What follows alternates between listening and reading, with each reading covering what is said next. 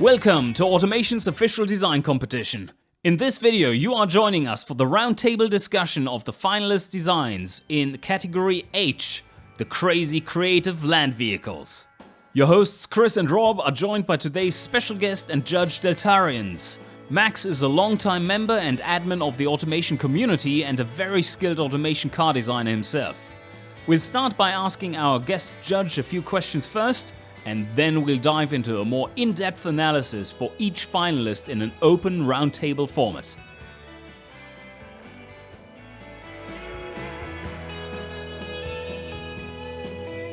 So Max, tell us a little bit about yourself. Hello, my name is Maxwell. I am a fifth year physics student, and I love automation, I love cars, I love engineering, and I hope in the future that I can work in the automotive engineering field or aerospace engineering. Cool. I saw a video of an automation gameplay. This guy made a 11,000 RPM ute, and then I just got hooked after that. And I kept watching more and more, and then I decided to buy the game for myself, and 2 or 3 years later, I have close to 4,000 hours poured into it. So I can say it's a decent game, only 4,000 hours. But I think what I really like about automation is I ask myself a lot of questions about cars in the car industry, like what would happen if X happened, if Y happened? I think everyone who's into cars has those sort of questions, but what I really like about automation is the relative low bar of entry. You don't have to be an engineer. You don't have to know how to use CAD software. You don't have to go to a design school to know how to play the game. It's a pretty low bar of entry that's easy for anyone to enjoy making cars, learning about cars, how the car industry works, what the design process of life is like. So that's why I enjoy the game, and that's why I enjoy this community so much. Fantastic. So you said it's been, 2 or 3 years since you first got into automation yourself? I think it's been 4 actually, but I only Okay. really got active 3 years ago. So in terms of cars, how did you actually get interested in them in the first place? It's a good question. I can't remember exactly. I think one of the catalysts was I saw a 1977 Cadillac Coupe de Ville. It was in black. I remember the owner got out and he sat on the hood, and I was thinking, damn, that thing looks cool. Just you see it, and the presence, just the look of it, it catches your eye differently. I was like, that is a cool car. And the second thing I think was Grand Theft Auto 5. I saw a car that I think it's called the Vapid Bullet, but it's basically a Ford GT. So I looked it up, and then I found the actual car it was based on, and it was just like, damn, that's a nice looking car. And then I guess it sort of snowballed from there. That's funny because it's actually a pretty familiar story to a lot of people who got into automation, is that there's sort of that one moment in their life where they just they see a car or they have an experience with a car of some kind, and it's like you walk through a door and you lock it behind you, and now all of a sudden you're a car fanatic and there's nothing you can do about it. The Pandora's box was Need for Speed, or what's it called, Gran Turismo.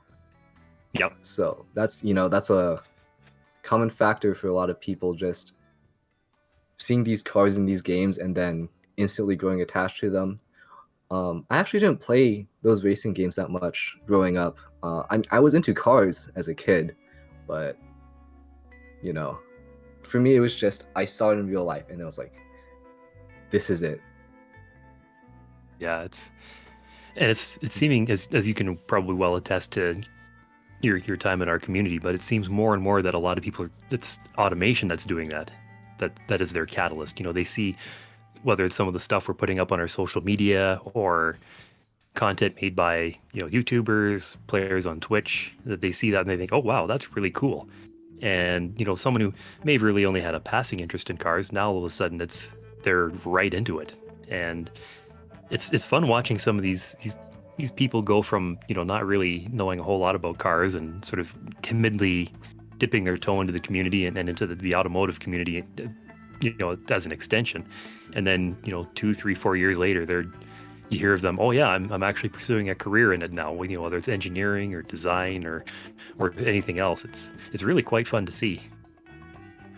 I think that's a good point you bring up, because I feel like cars, motorsports in general, is sort of, how do I say it? It's a passive hobby most of the time. As in, you're sort of just there, you're watching, like, let's say you're watching a race or you're playing a game. It's like, cool, Mhm. that's fun. But automation gives you, it's a gateway to directly interact with cars as a whole itself. Like, you can have an impact in some way. And like you said, automation is, it's actually been getting a lot more attention than I thought it ever would in the past few months. Getting a lot of new faces and people who are completely new to cars. So I think that's what's so great about it. I think that's an extremely important part for learning in general, that it's not just passive. And most people don't have a passive learning style.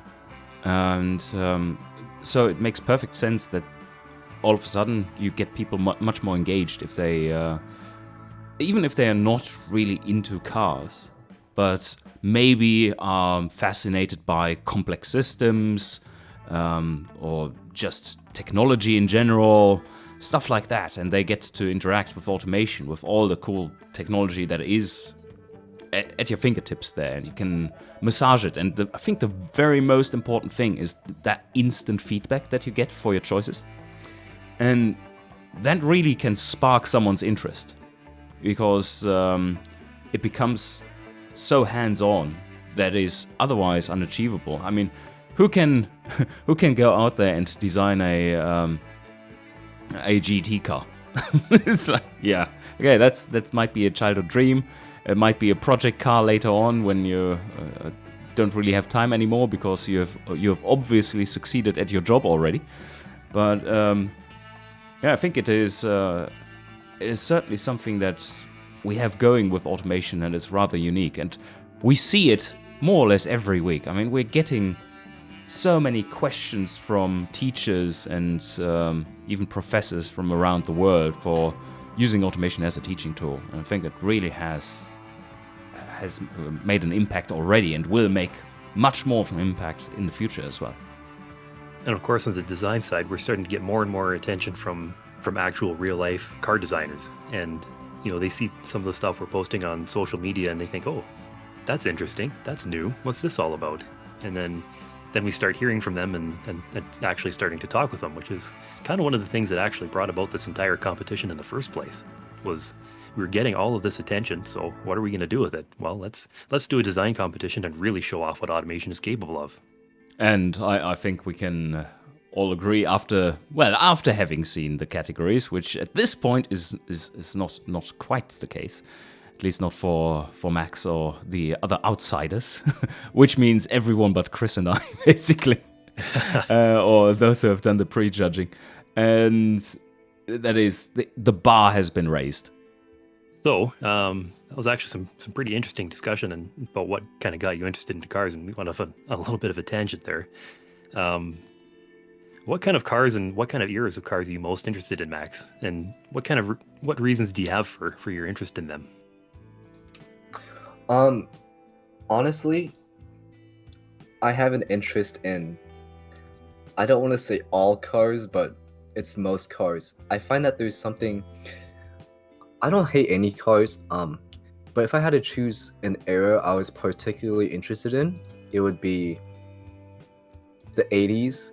And a lot of people like the 80s for, you know, all the new technologies that came out, pop-up headlights, obviously the styling, that's a favorite of mine too. But what I find interesting about the 80s is it's an era of new automotive trends coming out, but it's also where you have all these really old trends and attitudes that still persist somehow, even until the 90s. Like, you have the minivan coming out, right? And then you see a gradual shift of SUVs from becoming like utility vehicles and turning into family vehicles, which I think is really interesting.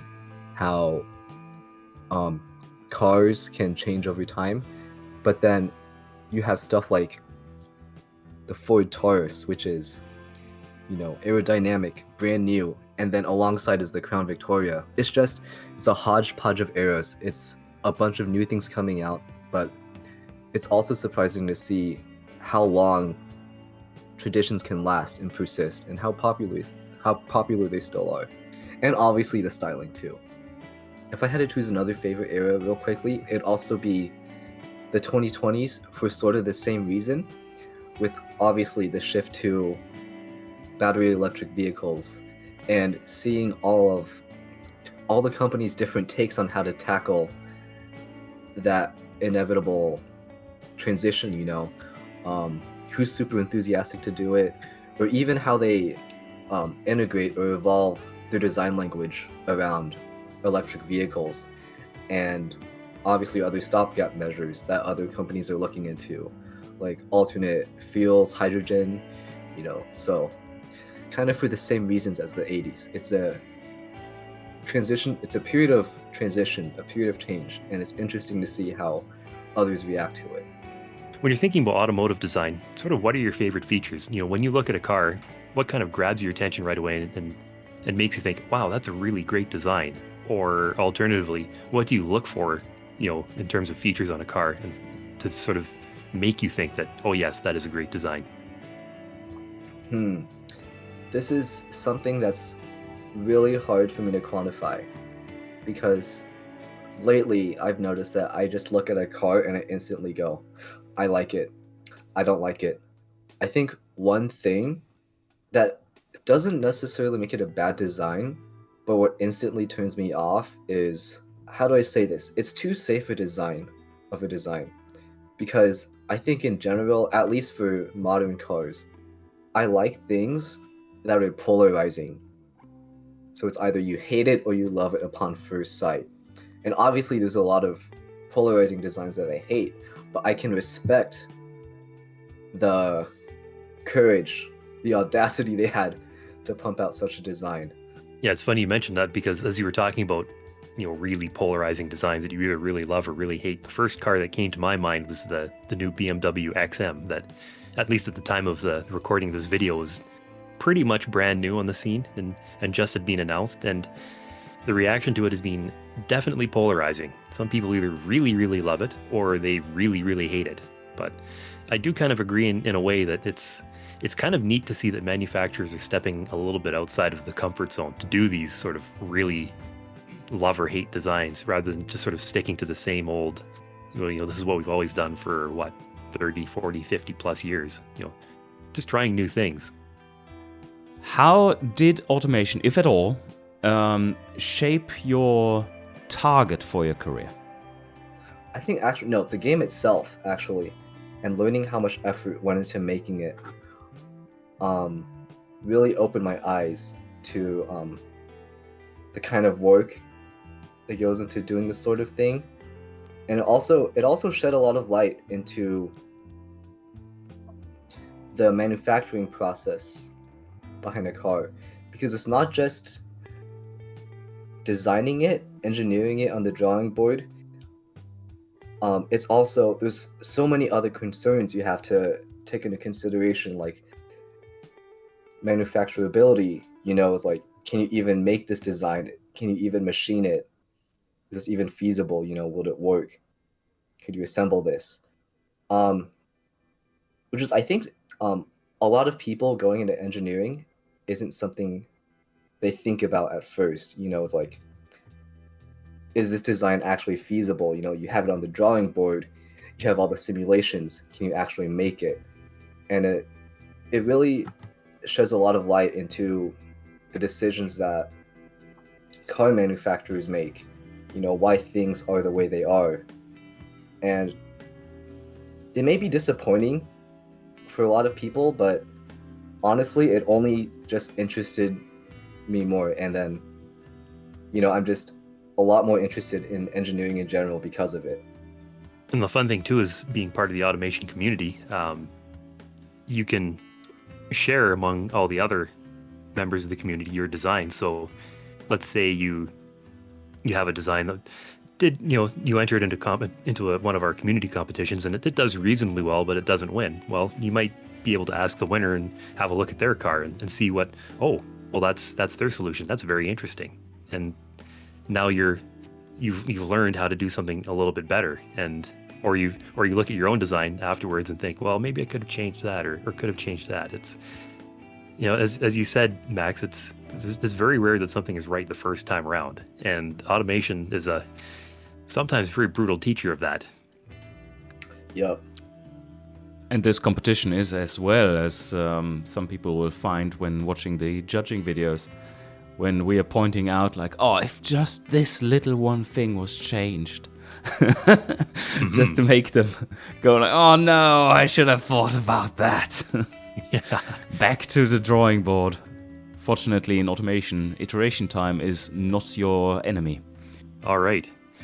Let's get right into this then. If you've played Cyberpunk 2077, if you've seen Edge Runners, you will know why I like this car very, very much. And also for the fact that I just happen to absolutely adore 70s American land yachts. This thing is chef's kiss in my eyes. I don't know how else to put it. It takes everything I love about, just those extremely giant, long land boats, personal luxury cars, turns it up to 11. The chopped roof, just the overall size of it. I die of thirst trying to walk around this whole thing, and also die a little bit inside seeing how much it costs to fill this thing up, probably. But I think the key thing about this design is just how gaudy it is. With the 6 wheels, obviously, too. This thing is just insane. Yeah, it's really over the top, this thing. I mean, it takes a sort of cyberpunk aesthetic and just turns it right up to 11. In fact, I think it might take it even a little bit too far in places, because there are places, especially we'll just pull up the rear here. It's really a little bit over designed in the back, I think, and it kind of takes away a little bit. There's the old expression of less is more, and I think in this case, less might be just a little bit more. What do you think, Rob? I think the overall lines, if you go to the front view, the overall lines are so incredibly strong with this one. And as well, if you take the shot from straight ahead, just the depth of the lines, like massive, and just it projects strength in such a competent way. And having a obviously V16 massive engine on 4 wheels just to carry it around. That is pretty amazing. And then, well, the rest of the car can have another set of wheels. Overall, I just love the proportions of it. We had a variant of this one in another category, and I loved it there too, for slightly different reasons. This design is pure brutish, and it's a no compromise design, and I really love that aspect. It just, from the exterior, the super strong lines, all the way to the back, I don't think it's too over the top, considering that you actually have four wheels at the front. I don't think you can argue that the rear is a standout in that sense. But the interior, holy, that is also just so fitting. Yeah, the way it just sort of pops through the windows is really quite dramatic, especially with the lighting along the right below the glass and line, like below the hip line in the glass and along the dashboard and behind the seats. It makes for a very dramatic environment. And yeah, I will say, whether you like this design or whether you don't like this design, it's absolutely incredibly confident with how it carries itself. I mean, there is no doubt about what this thing's trying to do, and it doesn't really seem to care either. It's just, I am a badass car, and there's nothing you can do to convince me otherwise. If there's one thing, I'd like to add on to the interior as well. Good use of the emissive materials. and outlining things, blue and orange also complement each other quite well, I think. If there's one thing I like to talk about on the sides, I feel like it's not the most coherent there. Cause in particular the body moldings, there's there's the trapezoid shaped one, the rectangular one behind the door in front of the rear wheel, and the one just behind it. I feel like, I'm not sure, they feel just kind of out of place to me, and I feel like some other things don't really line up with the rest of the car.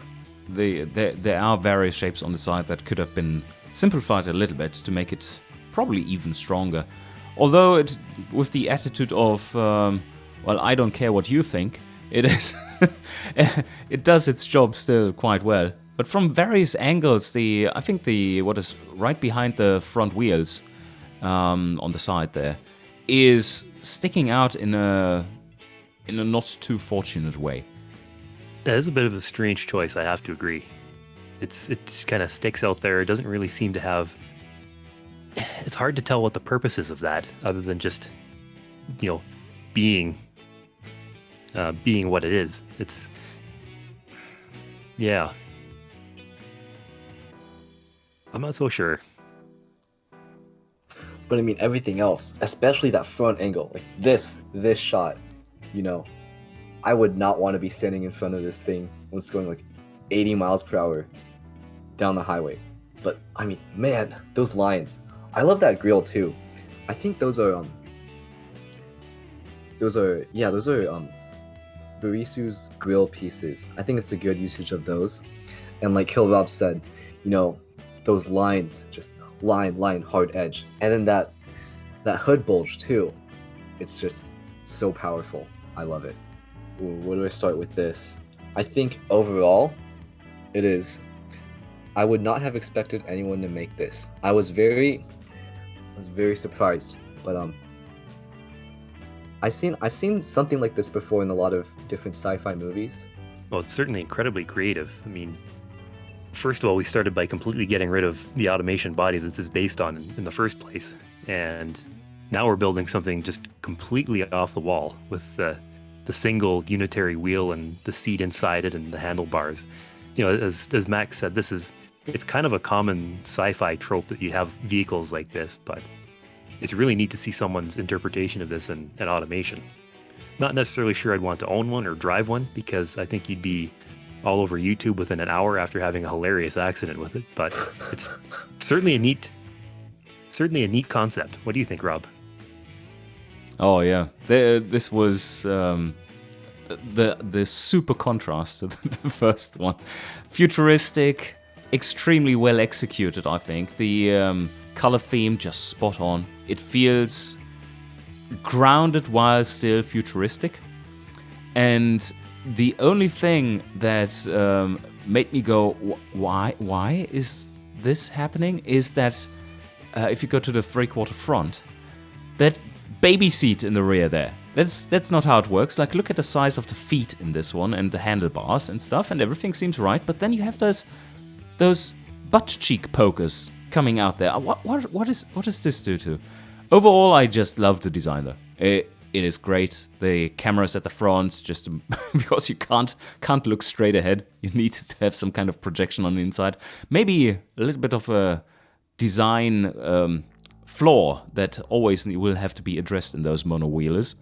But the intricacy of the handlebar and steering column there that is in there, it's beautifully designed. I really love this thing, despite also agreeing that I would never want to own one. But this looks like the future.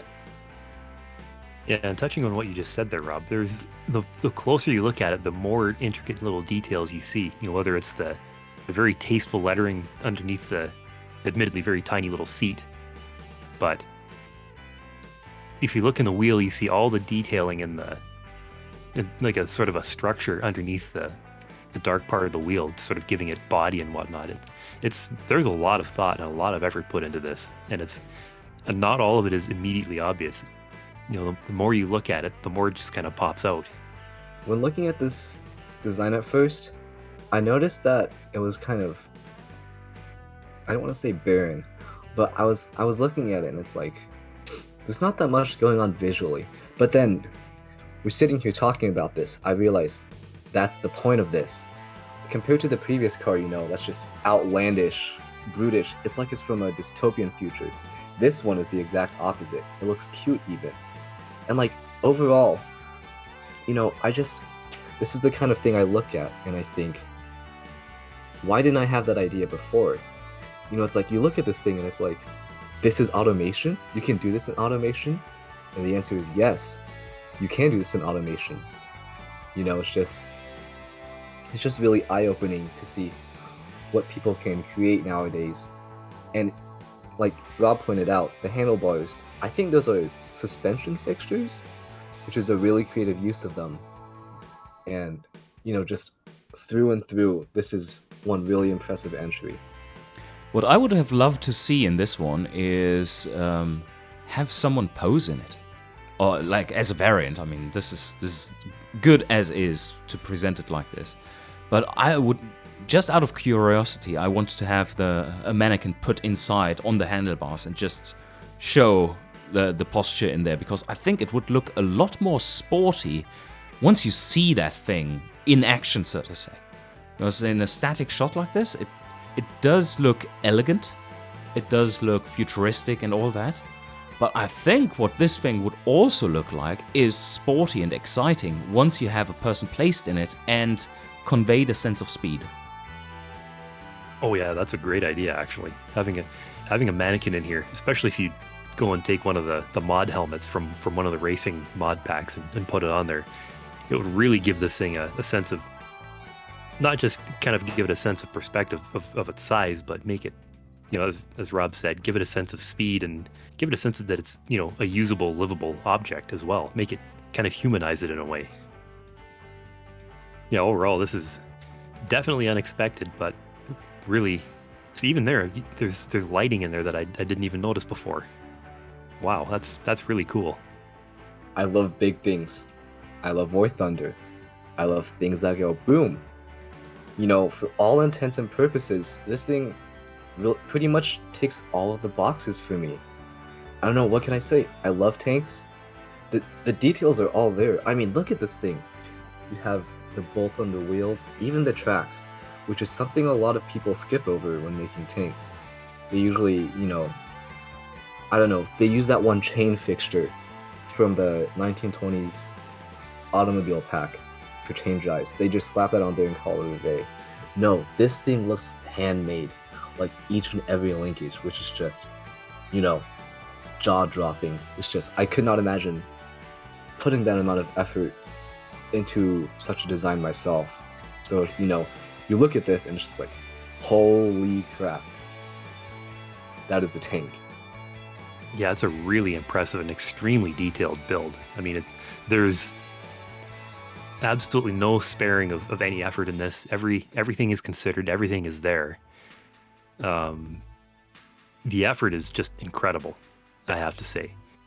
Is it necessarily really creative?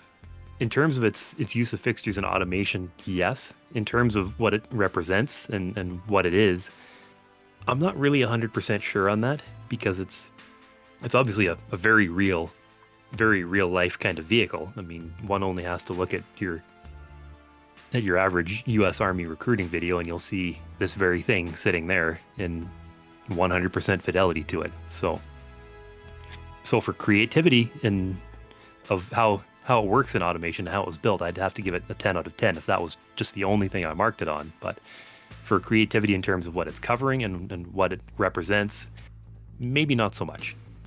And that is exactly what I thought there right from the start. It's like, oh, okay, well, this is an M1A2 Abrams. Okay, very, very nicely crafted one.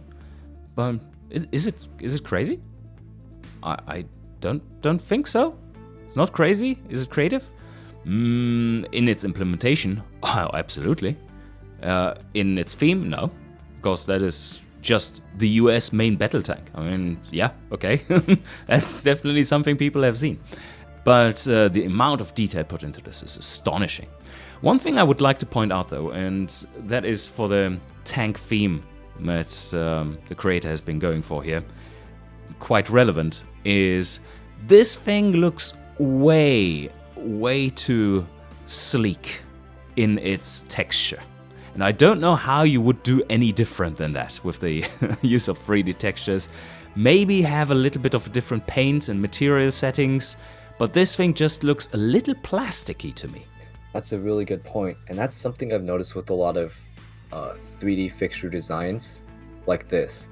It's that no amount of detail you put on the design can make up for the fact that there isn't that much texturing going on, like weathering effects, those little scratches in the paint or the dents throughout. This thing almost looks like a model kit in some way with how clean it is and how monotone in color. So yeah, like you said, switching up some of the colors, making some things mismatched even can help with that a little bit. Or even using the weathering texture for steel, which I know is a thing now as of a few updates ago, which can really make the thing seem, more real, more alive. I think the usage of the dummy here is a very nice and a much needed touch. I look at that front piece, that front fairing, I'm not quite sure how they did that. I can't tell if it's one piece or if it's a million, but I think it looks very well put together. Those wheels, I'm not sure about those wheels. This is kind of nitpicky, but they kind of feel like Lego wheels to me.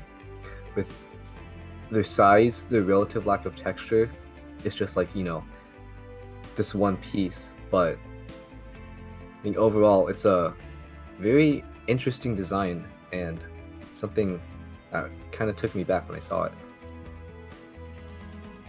Yeah, I agree with you about the dummy. And in this case, being such a small vehicle, I mean, if you don't have a dummy in the go-kart, this thing would just look silly without sort of a human reference to it. And there's definitely some very creative fixture use going on here. I mean, the more I look into it, the more I sort of see these tiny little touches here and there with just, oh wow, they use that fixture for that. That's cool. There's some neat stuff going on here. And I mean, don't be fooled by the diminutive size of this go-kart. There's a lot of detail and a lot of attention's gone into this. I certainly agree. When looking at some of the details, it's quite impressive. Overall, though, I mean, there is just very little area to work with. And if we compare this one in terms of design fidelity to the monowheeler, for instance, this one doesn't seem very creative or out there. I love the use of fixtures and how grounded everything is in terms of how it has been put together. Mm-hmm. And there are things like the seat and the tubing around it to get some structural integrity. The fuel tank being visible there, along with the intake and the motor underneath and all that. It has some beautiful detail in it, but it is also still just, in air quotes, a go-kart. Really well put together one.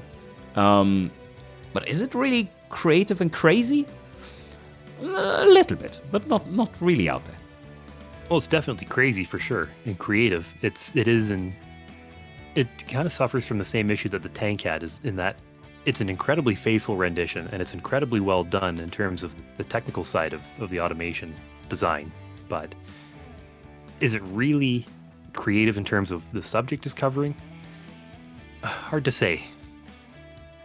This really stretches the definition of land vehicle, because I saw people asking that question a lot on the Discord and on the forums. Like, how far are we willing to take this land vehicle definition? And I guess this counts.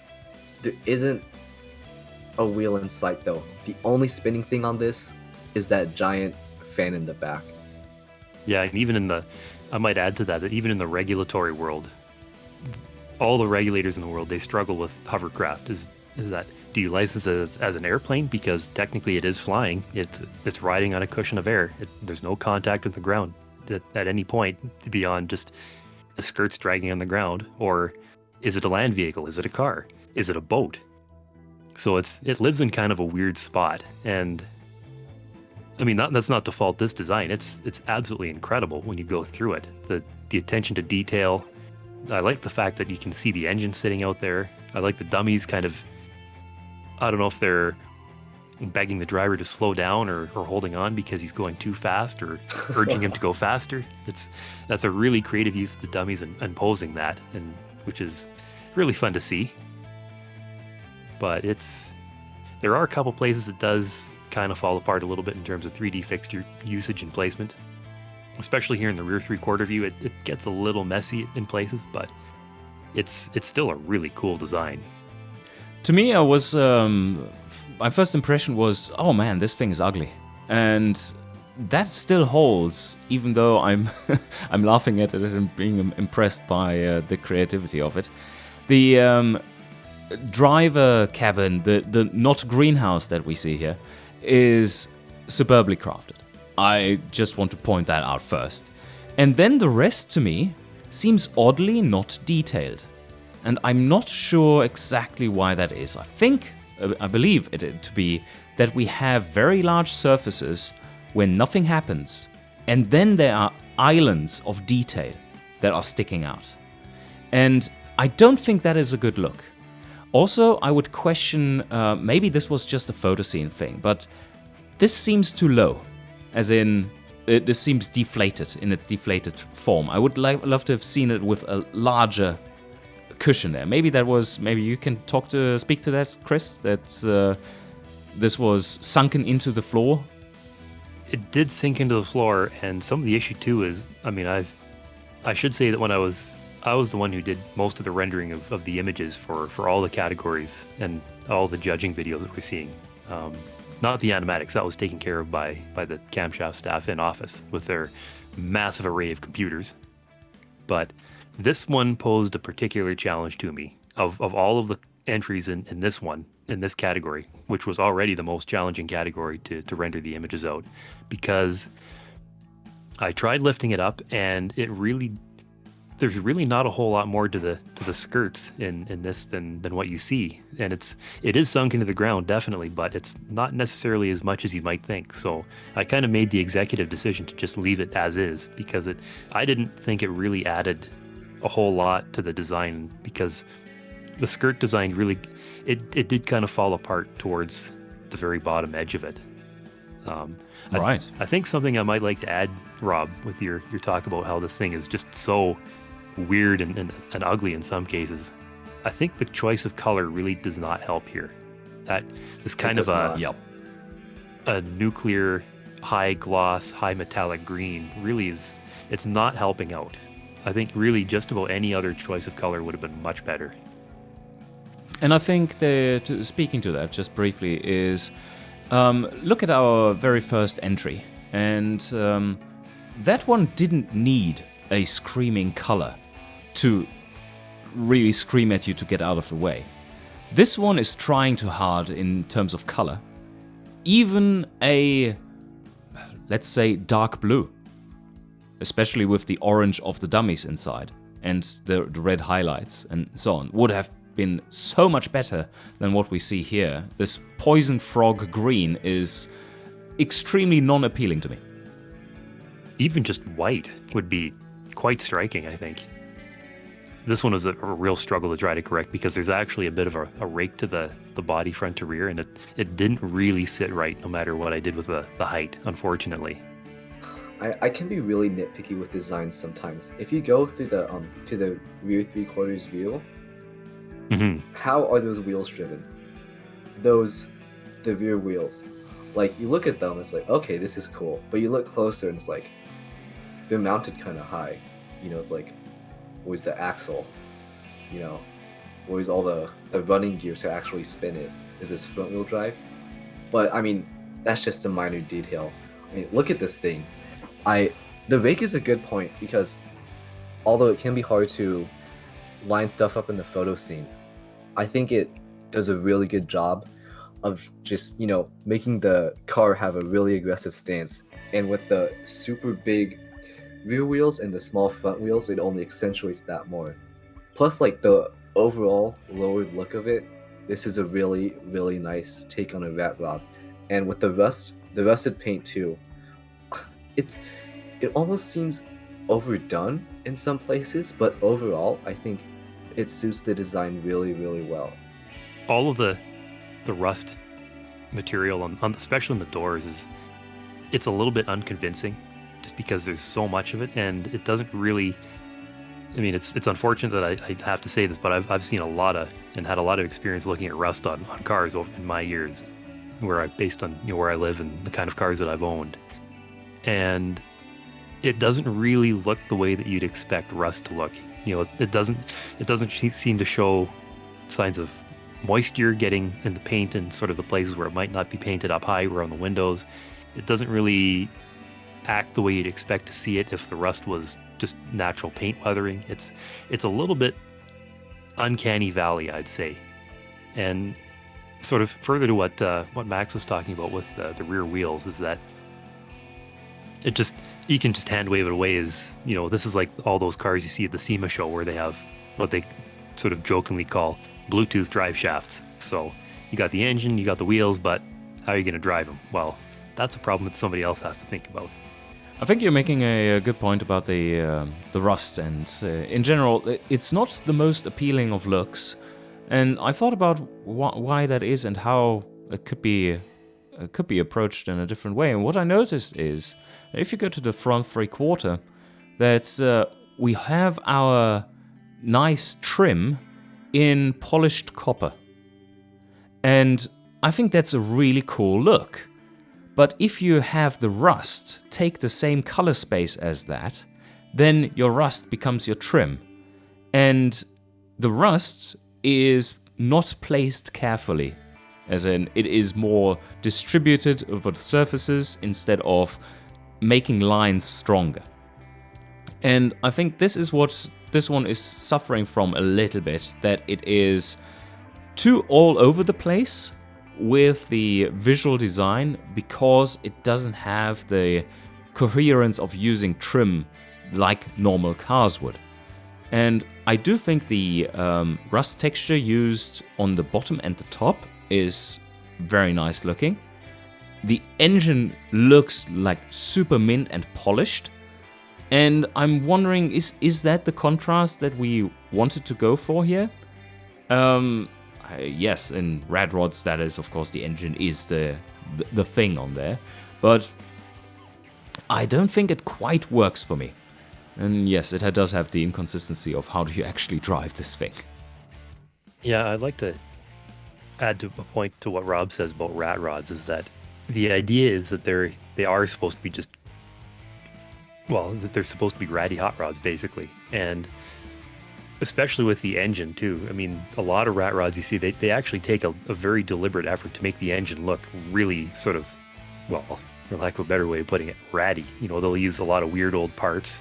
They'll do a lot of custom work on it to make the engine look like it's, someone with basically no money has modified this thing and tried to make it go faster and make more power and just generally be louder and stuff. And to see a rat rod, with an engine that's this pristine in it, it kind of takes a little bit away from it, I think. It's what Rob said, is that there's a lot of inconsistency going on here.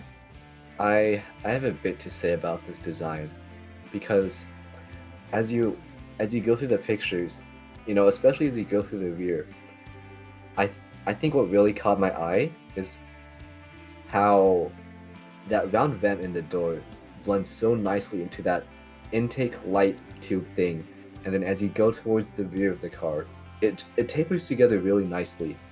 And I think just from this angle alone, it looks like a really, really, really sweet space age design. That also has a mix of like superhero car, spy car from the same era. So, from this side alone, I think it does that very well. I agree completely. My first thought when I looked at this car was, this is the kind of car you'd see in like a 1960s comic book that somebody would be driving. You know, whether it's the hero or the villain, well, that kind of depends on the kind of comic book you're reading, because I could see either, depending on, you know, whether it's like a darker comic book, maybe the hero drives it. If it's you know, sort of a lighter toned, more happier themed comic book, then yeah, I could see the villain driving this. So it's a really cool design. And as you pointed out, Max, that intake on the side, it's just so out there, and yet it works so beautifully. It's a little bit of a shame that the front is a little bit of a mess in this one. And that is exactly where I'm going to jump off. Overall, love the design on the rear end, especially the sides, beautiful. And then it completely is destroyed. Like, absolutely, I don't like it at all because of this. Boxy design on the front for the front center throughout, and you have those shapes are not present anywhere else on the car. Also, they are highlighted by having a different color, so even more attention is being put on there. I just hate it. It is so bad. Why did you destroy such a beautiful design by putting something so boxy on there where it really doesn't fit? Like, the theme of it is super strong, and that's rear side view and rear view, and like just excellent parts to it. And I just wonder, what was the thought with that? Like, the car as a whole, of course, looks ready for takeoff, with the rake going in entirely wrong direction by design. And that's a cool feature. Not practical by any means, but it's a cool feature. But yes, why did that happen? What is the purpose of that being completely boxy and hard-edged at the front while everything else is smooth and futuristic? I can't even begin to comprehend why you would do that, because, as you said, Rob, this thing is so beautiful from the rear. It's just so striking. And from the front, it's like it's a completely different car and a completely different idea. You know what it almost feels like? It's like somebody just cut up a piece of industrial equipment, like a bulldozer or a road grader or something, and just without any thought, just slapped it on the front of this thing, you know, grill and all, onto this otherwise really beautiful car. That actually reminds me. There's this one meme. I don't know if you've seen it, but it's a picture of this hood, and there's very clearly like Home Depot vents just like welded on haphazardly. And I hate to say it, but that's kind of what this reminds me of. And like you were saying, Kilobob, this car is a very nice thing going on in the rear half, but just it all falls apart once you look at the front and you're just like, oh, I see. It's all boxes. The grille is what really throws me off. It's just so inconsistent with the rest of the design. And even if you can't make the most outright beautiful cars, what will still carry you in the end and like make the overall design really nice is just having the whole design be consistent. You know, does the front of the car look like it's the same as the rear of the car? You know, it's like, do they go together at all? Here the answer is no. And it's really a shame, because I liked this until I saw the front and I thought, yeah, I'll stick to hitting it from behind. Where the last one failed to scratch all the itches it left me with, you know, this piece of art doesn't leave a single stone unturned. I'll just leave it at that. Yeah, this one's very reminiscent of the 1950s sort of Motorama concepts by General Motors. It's just completely space-aged, completely, you know, this is what the future is going to look like. And it's pretty crazy, you have to admit. Although, in places it's a little bit messy. There are some things that I wish were done differently. The canopies especially, I would have liked to have seen them continue beyond just the end of the glazing and maybe fare into the body a little bit more. The front view is a little bit on the plain side. It's very flat. It's not really. I mean, you're building a car it's supposed to be reminiscent of the really crazy, super modern jet fighters of the 1950s, and the front doesn't really convey that the way that the rest of the car does. So it's a little bit on the inconsistent side. But I will say though, the color choice for this is absolutely spot on. It's exactly the kind of color that they would have put on a car like this, and that you'd expect to see on one of these absolutely monstrously crazy 50s, 60s concept cars. I want to jump off the inconsistency that you mentioned, and especially when you are comparing the front view to the side view.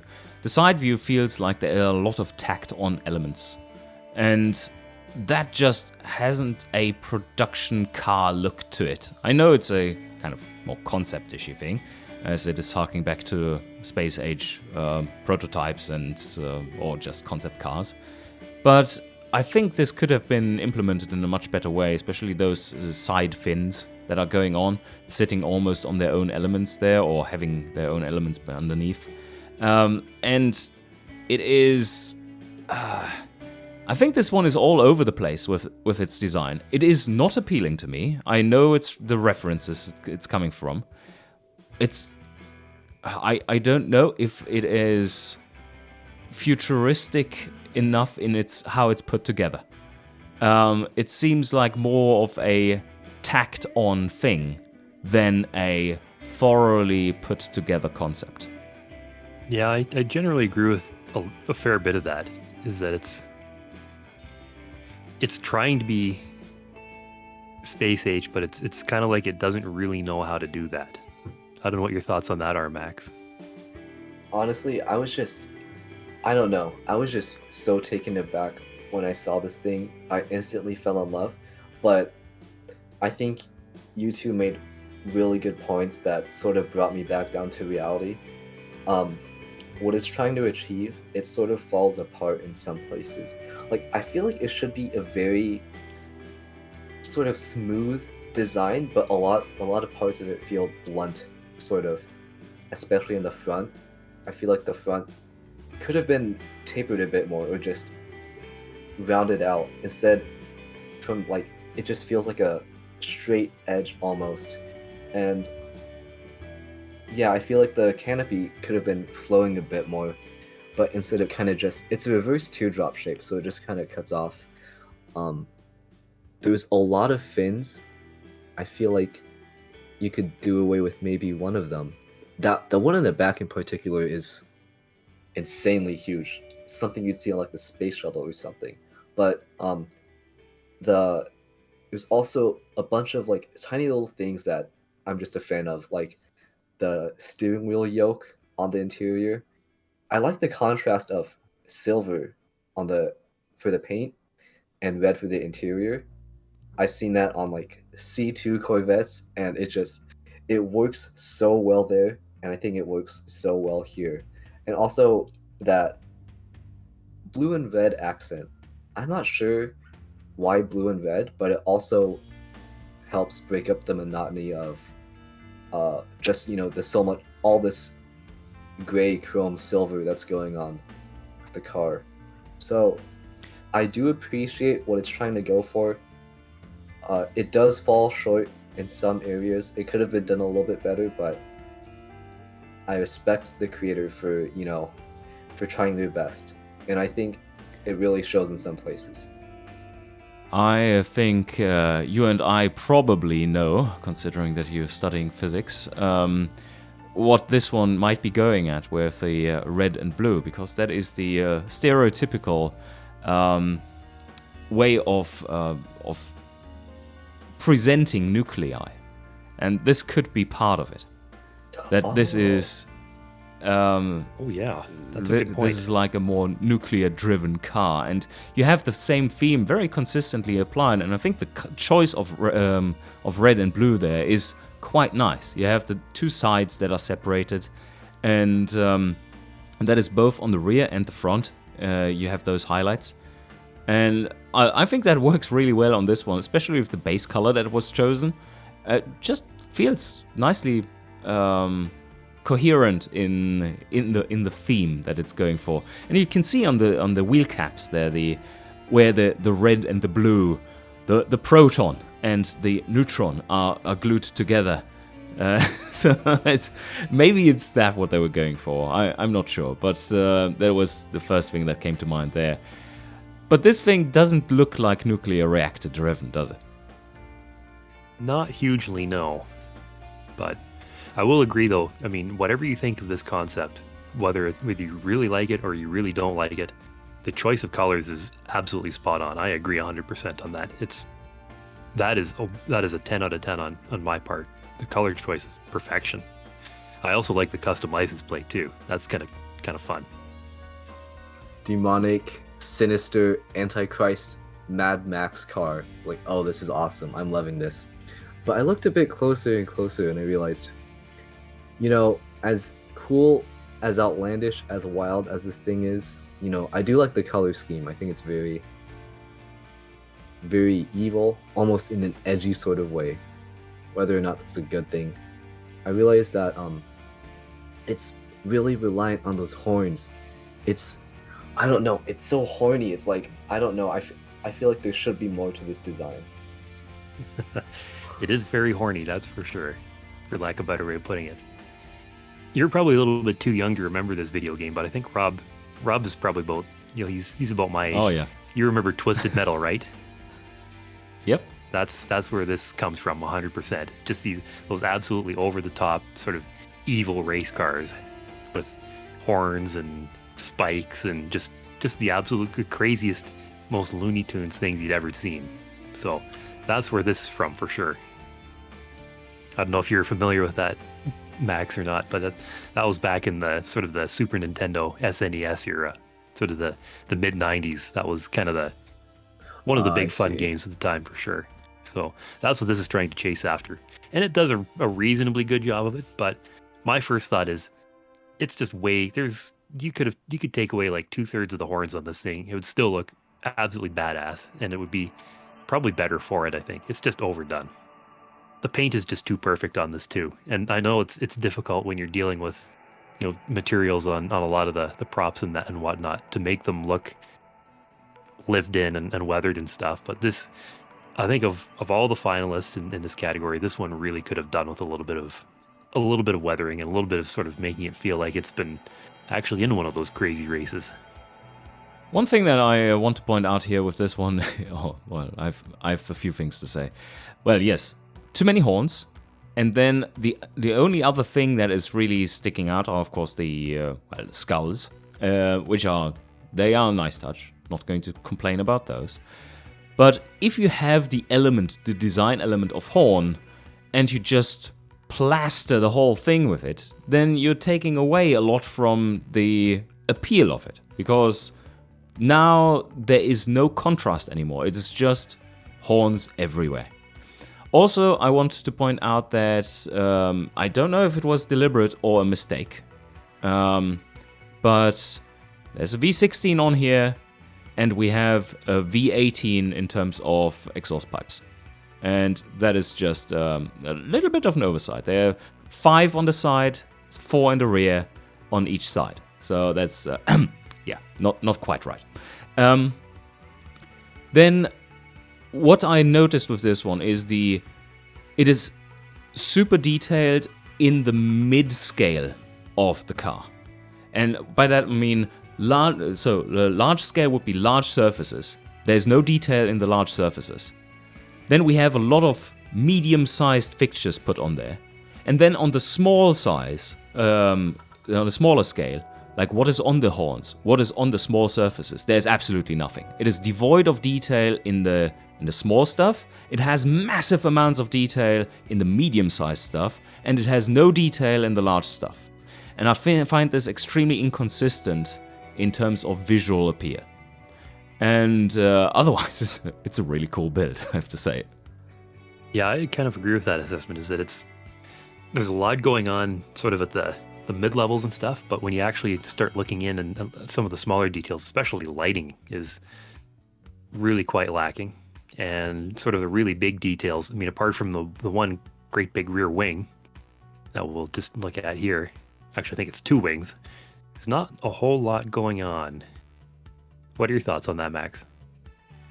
I think the large scale, medium scale, small scale detail is it explains the way I felt when I looked at this, in that it's really over detailed, at the same time, it's also like really sparse in some places. And I couldn't really put my finger on it, but you know, all those horns and then the fact that like other parts of the car are left virtually untouched. Like those fenders, you know, I feel like you could have done something there, but it makes the car feel cluttered yet empty at the same time. Also, a tiny nitpick. I'm not sure if this is there's much you can do with it, but the horns are very shiny. And like, I think if you look at this car, you know, there's horns everywhere. So it's like, it's overly shiny, it's overly clean. But that's more of a nitpick, you know, and I appreciate the balls for doing something like this, and you know, just how absolutely insane it is. I think I can appreciate that part of it. Gotta love it. I love how wedge shape it is. One minor thing. I mean, it's very hard to design tracked vehicles in automation. You know, it's doing all the tracks, all the wheels, because everything's exposed, you know, all the linkages, all the suspension bits. One, like, it doesn't feel right for me to say this, but like the amount of detail in the running gear here isn't as up to par with the M1 Abrams I saw earlier, but that really doesn't take away from the design. I don't think it should too, because it honestly kind of suits it, and overall, you know, it's still like a very, very just cool design. I don't know how else to say it. It's like, this is something that would be sold as toys, you know, all over. And this is definitely something I would have wanted. It's something I still kind of want now, and it's something I will always want. Yeah, my first thought when I saw this one pop up in our pre-judging and also in the finals judging now was, where can I get one of these and how can I commute to work in it? And yeah, it's exactly the kind of thing that everybody's like, man, I'd really like one of these. You know, when you're sitting in traffic, you're steaming because some jerk in a BMW just cut you off, and you know you're mad, and he's in front of you, and nobody's going anywhere, and it's just so frustrating. And this is exactly what you think of when you think, I want something to get around this traffic or get over it, come hell or high water. And you make a very good observation with this, Max, is that with tracked vehicles especially, there's no shortcuts you can take because, as you said, everything is exposed, everything is visible, and even just a little shortcut here and there really shows up for the negative. And fortunately in this build, generally they've done, it's not as detailed as the tank that we saw earlier, but it's still detailed enough that it looks believable, for lack of a better way of putting it. And the rest of it sure is really quite nicely done overall, I'd say. What do you think, Rob? I think this one is overall a really cool build, but what it does suffer from is a little bit of the same thing as the Hovercraft, in that there are large surfaces which have no detail and then islands of very high detail. And that makes it inconsistent feeling, especially if you look from the front. That was the view that was most concerning there. And if when you then start to spin it around, you have no longer the very straight lines that you had there, but then those islands of details with the fire extinguisher and so on, and the very nicely detailed what are they called? The little nuts that are on the windows, alongside the windows. Yeah, the riveting there. Them up. Yeah. Riveting, yes, riveting is the name, and nice detailed in the headlights there, sitting on top. There's a lot of detail here and there, and then the rest feels again like a bit too plasticky and model-esque. And I think especially the running gear. The rear, on the other hand, that you have right here, I think is absolutely beautifully designed. It does have enough detail overall. It limits the just plain flat surfaces and has a little bit of shape to it. It does have the vents, it does have the islands of detail, and the big rampage, stag rampage. That's just an amazing touch. So I do think it looks like a toy because of mostly the running gear. Maybe it has a little bit too much shine. that is making it look plasticky instead of rubbery. Yeah, I tend to agree with that, is that especially from the front, some of the problem is it's just the angles that are involved. I mean, you have the angle from of the sort of the underbody of the hull there is such that you really can't see anything that's going on. Even from the side, you actually see that, well, that's a great big black panel. Well, the unfortunate thing is that turns into a big black hole when you look at it, and it's just, there's nothing there. I think what maybe even something just as simple as repeating the name on the front, in great big stenciled letters, just front and center, that says Stag or Rampage, would have really gone a long way to just kind of giving a little more visual interest to the front of this. And now that we have so much tank talk here, we should use proper nomenclature. So lower glacis and upper glacis, right? So the lower glacis is very exposed, and I hope you have it well armored. But yes, I think you made an excellent point there. Have the lettering up front, it would break up the monotonous surface of the lower glacis, and it would just make this work a lot better. I think it might have been a thing of getting a little disgusted with how much time this takes and wanting to do other entries. That it was just like, yeah, it's good enough now. Let's throw it in there. Oh yes. Honestly, it's a shame. I feel like this would have been absolutely perfect, bar the tiniest things. But I really don't understand what's going on with the engine there. Like, the bit that sticks out, it's covered in like a mesh thing. Maybe it's just me, but I feel like it ruins this, like the clean swooping lines it has through the entire side profile. But I mean, that's just a minor nitpick. Everything else, I instantly fell in love with this thing. I'm still in love with it. One thing I really like is if you go to the rear, you can see some of the exposed exhaust piping under there, and I think that's a really fresh, exotic look, and I just adore that. Yeah, I agree. It's the way the engine kind of hangs out there. I mean, some of the problem is it's hard to actually date this design. Is this like a concept car you'd see from the 60s or 70s? Is this something you'd see like in a science fiction video game from like the 2030s or 2040s? It's interesting that the designer was able to make it look so timeless with the design. You can't really place it anywhere. But my thought is that certainly I'll look at it from the 3/4 view here, is that maybe what I would have done is, instead of having the intake trumpets locked up in a cage like that, I probably would have taken the approach that like the Italians really like to do with their supercars and GT cars and race cars, and put them in like a plexiglass sort of dome almost, with some vents and stuff on it. I think that may have been a bit more of an appropriate solution to that. But yeah, it's a very striking design, to say the least. And it's very difficult to find a lot of really glaring faults in it, because it's just so out there. You don't really have a frame of reference to judge it against. So you can't really say, oh well, this shouldn't be like this, or this should be like that. It's just out there. It's definitely creative, and it's definitely kind of crazy, even though it is very obviously a car. What do you think, Rob?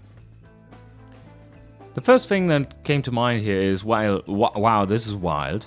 And then it feels extremely uncomfortable. And let me explain why that is. This thing is crawling on its forearms. And that is because you have the little hand sticking out at the front, right? And then you have the front wheels all encapsulated. And then this thing looks like it would be scraping on the ground because of that, because it has this rake forwards, this extreme rake, which looks cool and all. But the little hands sticking out at the front give me that impression of this extremely awkward kind of movement. And I just can't unsee that. If you were to round it off where the bulge of the wheel covers meet with the things that are sticking out at the front, and just leave it there, I think this would have had a much better appeal overall. It would take a little bit of its uniqueness away, but it would feel much more in line with usable car design and not have this awkward nature to it. Otherwise, like the rear portion of the car, I really like. It is, well, you've already pointed out the little bit of messy implementation of the trumpet sitting in a cage, but like the just details, like what my eyes are really drawn to, like the fuel cap there. Such a beautiful, nicely put in feature there. And the design with the pipes in the rear and the tail lights and the very tasteful wing, the kind of layering that you have going on there and framing, it is beautiful. And it's just this, it's beautiful, but at the same time awkward. And it's not awkward in a good way to me. Like, we have seen a lot of designs throughout this competition where it was kind of ugly and deliberately so, and that was very endearing. And here, this awkwardness, I just can't shake it. You make a lot of really good points there, Rob. Especially with the way that the front feels like it's just kind of, you know what this feels like is it's like it almost feels like a dog digging in the yard. You know, it's with its haunches up and, you know, digging deep into to look for something. It doesn't really look, it doesn't convey a sense of motion really very well. A little more thought, especially with the little front fingers or arms or whatever you want to call them, would be definitely appreciated. I think actually, when you consider the shape of the 3D fixtures that covered up the front wheel arches, you could probably just completely get rid of those and it would still be incredibly striking.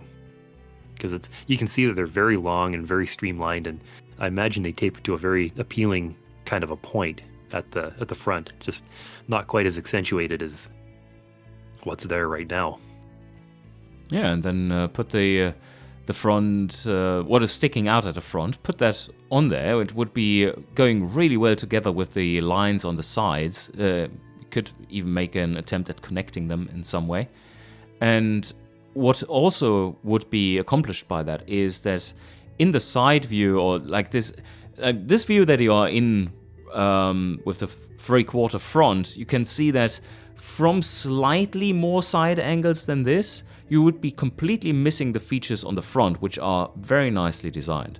And I think that's a bit of a missed opportunity. It's kind of shadowing itself, so that you don't see what's going on in terms of design behind there. And overall, I agree with your assessment there that it would have been worth a try to just let them end naturally where they are shaping off, because that is a good shape that's going for it, and it would still accomplish it is sticking out. It's just not sticking out a mile. Yeah, exactly. The other thing that kind of takes me out of it too is the side view mirrors. Those are, you know, for such a wild and crazy concept that, you know, evokes thoughts of spacecraft and future and, you know, sort of and retrofuturism. Just this sort of bog standard semicircular, semi-elongated side view mirrors just almost feels like it's, well, it kind of makes me think that like the designers had everything on the car is ready to go at the door to the auto show or wherever it was going, and then they realized, oh my god, it needs side mirrors. Just pull something out of the bin and stick them on. And that concludes this category. A big thanks to our guest for joining us, and thank you for watching. Check out the links below and subscribe to the channel to not miss any of the competition videos.